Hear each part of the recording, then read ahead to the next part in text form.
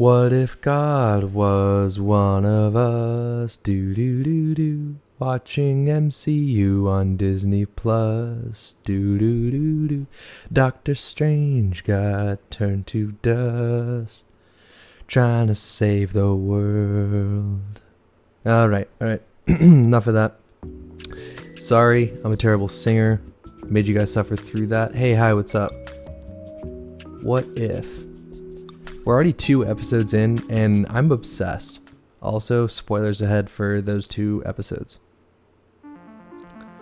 What if you haven't heard, is the latest MCU series and the first of its kind to be animated. Well, at least in the Disney era. It leans into the recent developments of Marvel Phase 4 around the multiverse, which is a plotline that's been getting a ton of momentum lately, most notably on Loki, with Doctor Strange and Spider-Man poised to be the next characters that explore this thread further. It essentially asks the question, what if things in the MCU timeline, as we know it, happen differently? It's told from the perspective of this multi-dimensional character named the Watcher, who is able to peer into these other universes where the stories that we explore are what actually happened. And just like every other new show that gets released on Disney Plus, fans and critics are in love with this. Just kidding. There's this whole section of the fan base that is, I'm not going to say only pissed off white dudes, who are completely irate. I mean, they hate this show. The central complaints around episode 1 are basically the following. Peggy Carter is a Mary Sue. She's an overpowered woman that faces no conflict. She doesn't have the backstory that made Captain America great. She's got ovaries. She tells Stark how to science. It's the exact same story as Captain America, but with a woman instead of a man. More PC bullshit from the Disney political agenda. And to all this I say, can you shut the fuck up? Don't get me wrong, I get it.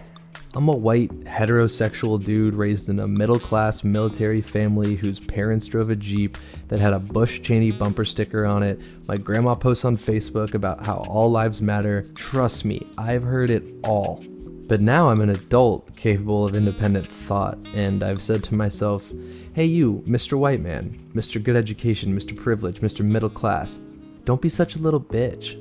And because I've done the work and continue to do the work of decoding and eliminating the sexual and racial prejudices that have been embedded in my hippocampus, I'm able to love everything that this show is putting down. But wait, before you call me a snowflake and turn off the video, I promise you this is all going somewhere. I swear this all connects. And to tell this story, I think we need to start with the criticisms that are coming from the fan base. So let's start with Episode 1. What if Captain Carter were the first Avenger? First of all, to the haters who called Episode 1 an intersectional feminist take on a pre-existing male hero that did nothing more than reskin Captain America as a woman, I say, yeah, no shit. Isn't that kind of the point?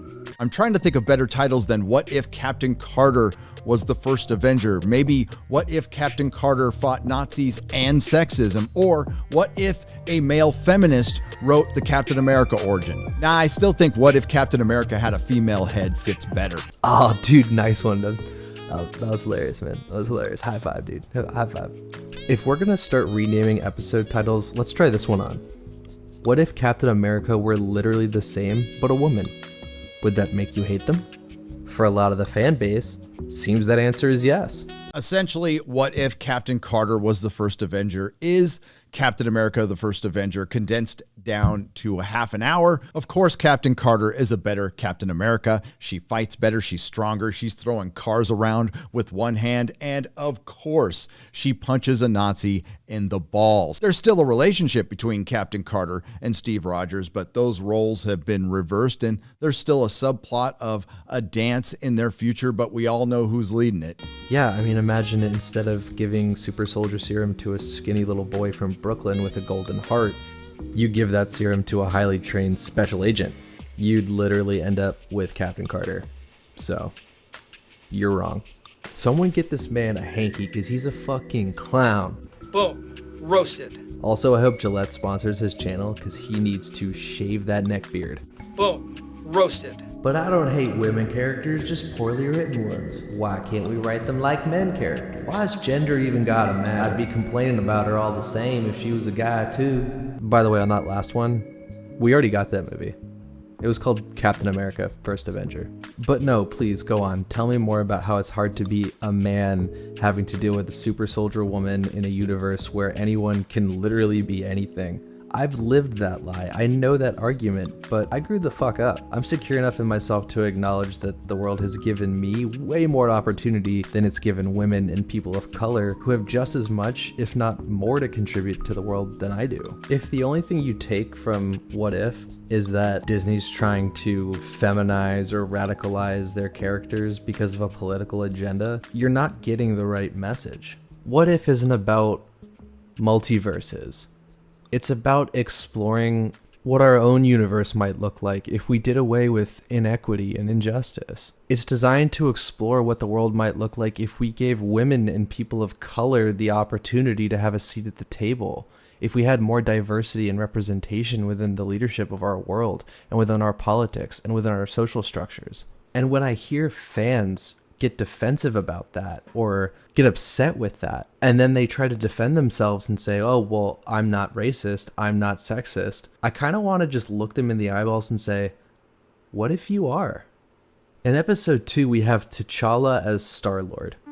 It's literally the story of a black boy who gets to go explore space. He's got the blood of a king, but the heart of an explorer. The alien abductors can't discern between Peter and T'Challa. Does this really look like Peter Quill to y'all? Sure, I don't know. All humans look alike to me. And once he grows up, he's able to make a difference, to bring people together, to fight injustice, and literally escape a cage. This one is not subtle. Again, it asks the question, what if? What if under our skin we're all part of the same species? What if racism wasn't a thing? What kind of decisions can we make if those in power had more representation and diversity in their leadership?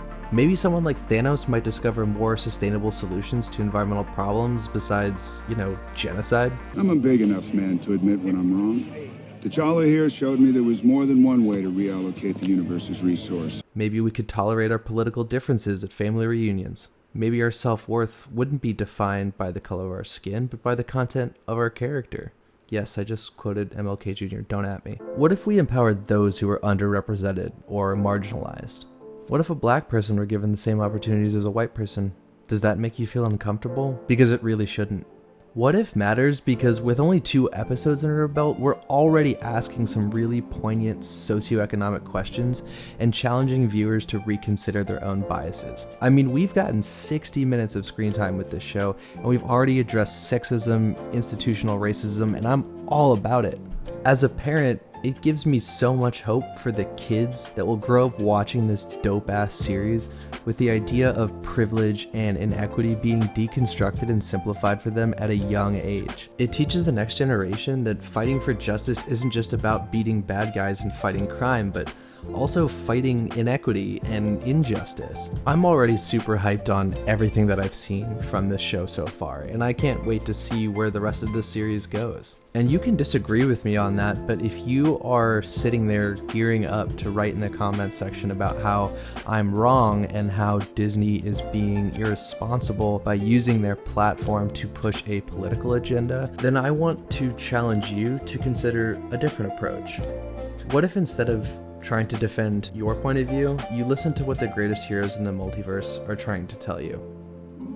Because there's got to be a universe somewhere where equity and equality are very real and aren't a divisive topic. And what if that world was our world? Or something, doesn't have to be, whatever, I'm just saying. Okay, I definitely pissed off a lot of people today with this video, but shit, it had to be said. Had to be said. And I guess I'm the one who had to say it. Oh well. Don't forget to like and subscribe if you liked this video, and if you didn't like this video, please leave a comment because it really helps me out.